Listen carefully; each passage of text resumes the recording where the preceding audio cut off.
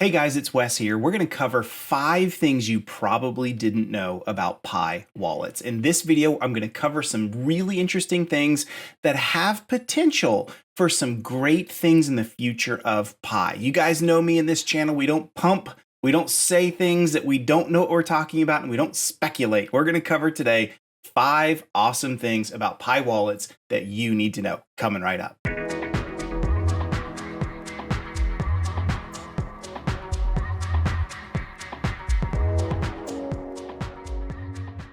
All right, friends, so we're going to jump right in. Welcome back. And actually, it's kind of a welcome back for me, too. I've been off all last week. I'm one of those YouTubers. I'm not a full-time guy. I do this when I have time, when the companies that I run allow me to have the time to do this. And also, I took a vacation, which was really, really nice and much needed, I will say, through this whole pandemic. So 5 things about Pi wallets.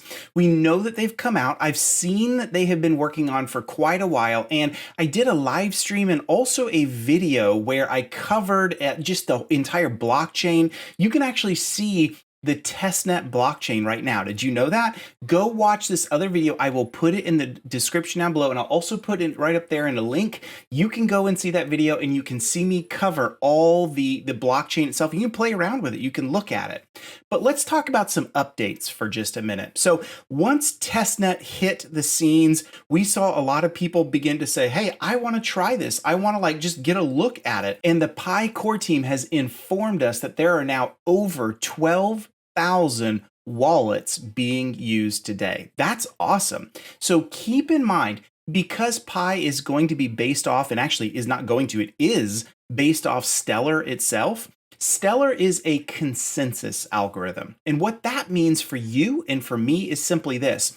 It's really important to have a lot of nodes, because the nodes are the ones that handle all of the consensus making to determine what goes into the blockchain. It's much different than Bitcoin, Ethereum, and others that are proof of work or proof of stake. And so a healthy consensus algorithm needs to have a lot of nodes. 12,000 nodes, just to give you a picture, is awesome. There are not many consensus algorithms that are out there, first of all, and secondly, I'm not aware of any except for maybe Stellar that have 12,000 or more. So that's really, really good. Now, keep in mind that 12,000 nodes, currently, that's just people that are curious and playing with it. I mean, and how do I know that? That's a fact, because right now we're in testnet.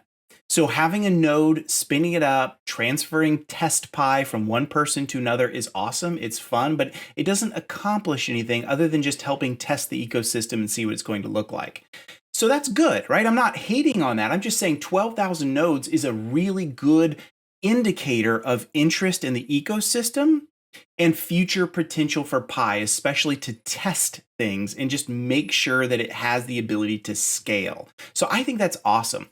I do think when we get to mainnet release, you'll see a lot of those 12,000 perhaps kind of evaporate away between now and then. But then when the full release comes out and Pi goes into full mainnet, I think you're going to see it blow up way past 12,000. And one of the reasons for that is there are incentives that will exist for those that operate a node. So I think that's pretty awesome. 12,000 nodes, I'm sure it's growing. We may see a reduction in time once testnet, kind of the newness wears off, but then we're going to see it shoot back up into the stratosphere. I wouldn't be surprised to see 30 to 50,000 nodes once we hit mainnet, which is really important, once again, for a consensus algorithm. Now, the second thing you probably didn't know is you don't have to run the full node to play around with the wallet. If you want access to the wallet and access to test Pi, you don't have to go through the entire steps of getting everything set up. You do need to run the node software, but the node doesn't have to be fully up and running. That's kind of a good thing, because I see a lot in Reddit's Pi Network subreddit and just online, people really struggling getting the node working. It's not super easy. You do have to do some port forwarding. You have to understand how Docker works and a few other things just to get the node functioning correctly and checking into the entire blockchain. But you don't actually have to do that. If you want to play and get access to the wallet, all you have to do is just download and operate and use the node itself, the software itself. It doesn't have to be fully configured. So if you've kind of thought about doing it and you're just a little bit hesitant because you're not as technical as others, but you do have access to a computer that can run Docker, give it a try. It's definitely much, much easier than you may think. Now, I'm not going to give you help support on this. That's not my job. You can reach out to the mods and others in the app if you need help. But I did just want to say that because I don't think a lot of people know that to run and get access to TestPy, you just have to run the software. That's it. That's a pretty cool fact number 2 for you. Now, fact 3, you probably didn't know, is wallets are coming to the iOS app and also to the Google Play app for Pi Network as well. It won't be relegated just to the Node software on a computer.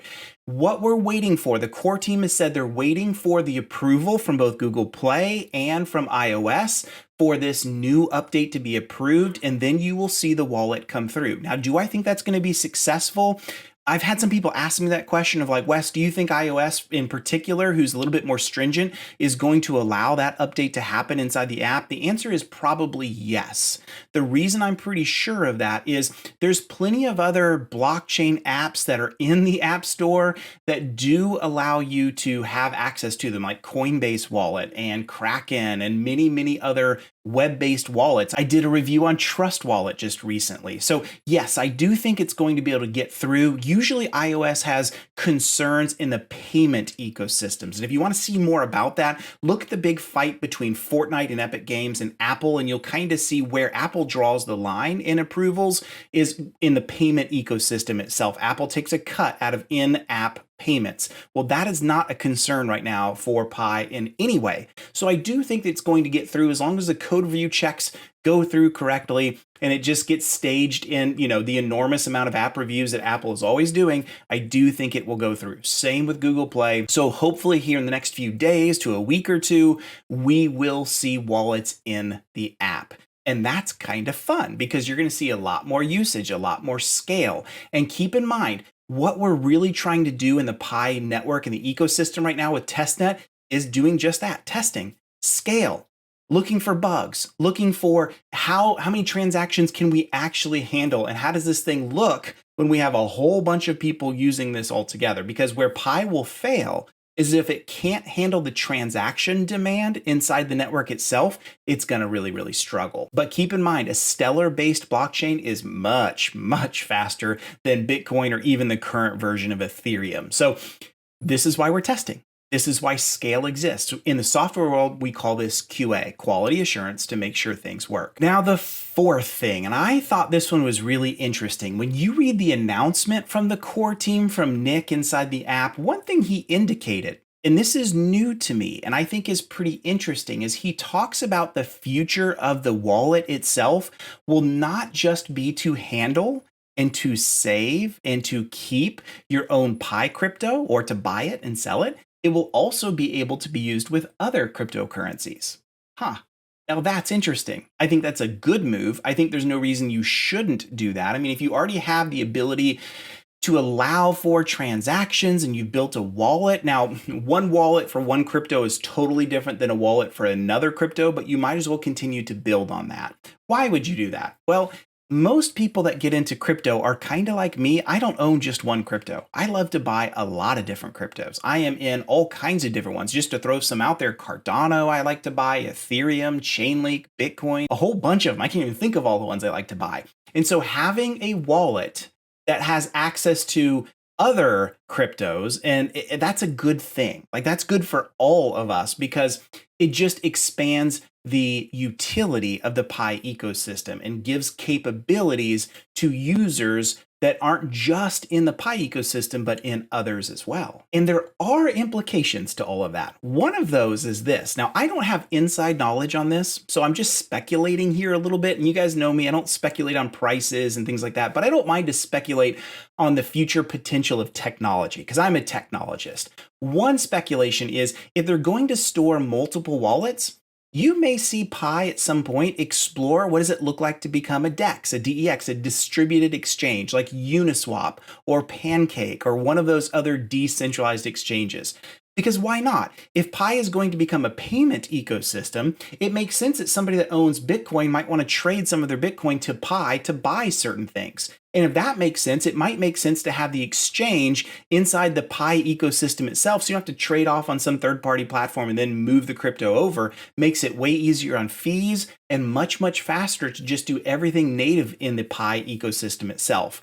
I don't think Pi will want to go through all of the challenges of becoming a true exchange, at least here in the US. You look at the US-based exchanges like Gemini and Coinbase and others, and they have very stringent know your customer rules. It is highly, highly regulated. So I'm not sure they want to go that full route, but I do see the potential to allowing distributed exchanges like a Uniswap to operate inside, or at least to communicate via API with the Pi wallet itself. And I think that's pretty awesome. That's definitely a direction I would explore. If you haven't seen my videos on what I call burn token, these deflationary tokens like FEG and SafeMoon and others that are out there, they all are bought and sold on a distributed exchange like Uniswap or Pancake, and you got to use something like MetaMask. It's a web wallet. Now, it's hard if you've never done that. It's not super easy, but I am saying I think that is the future potential with a lot of exchanges,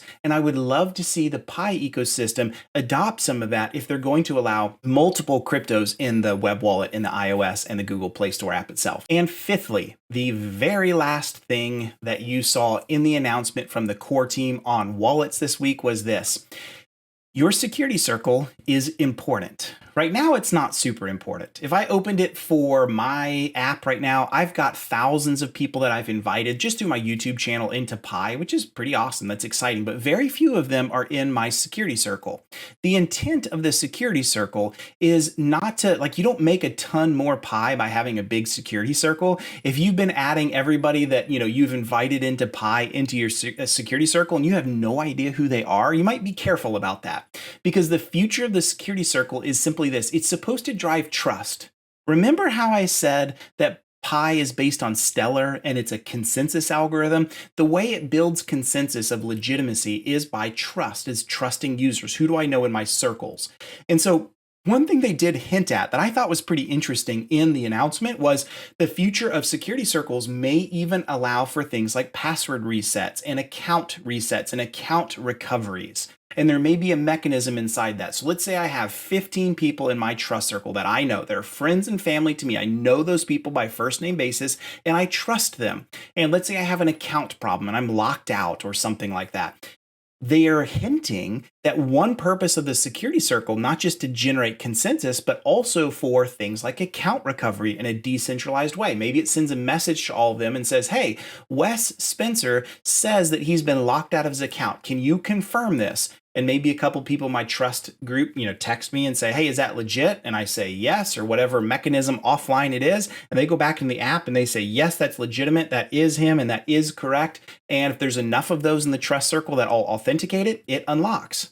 I'm not saying that's going to happen, but I think that's what they're hinting at. I think that's the future. And I think that's smart because when you have a platform ecosystem that's closed sourced and centralized like Pi, and you have currently somewhere around 15 million users in the system, that generates a lot of support requests, a lot of help desk tickets. And I'm telling you, the Pi team, as small as it is, does not have the capacity to handle that. So you've got to have some decentralized methods and options to be able to handle things like that. And I think that's an ideal use case potentially for the security circles if it all works out as planned. So there you have it, 5 things you probably didn't know about Pi and Pi wallets coming out from the last update. I'm pretty excited. I am still, just to kind of rewind everything for a little bit, very excited about the future of Pi, and I'm excited about where it's going. Got some questions for me? Anything you want to know about the Pi ecosystem? I would love for you to ask me. I do talk to the Pi core team fairly often and would love to know if you have some questions burning that I can get answers to in the Pi world itself. All right, friends, that's all I got for you. Until next time, make it a good one.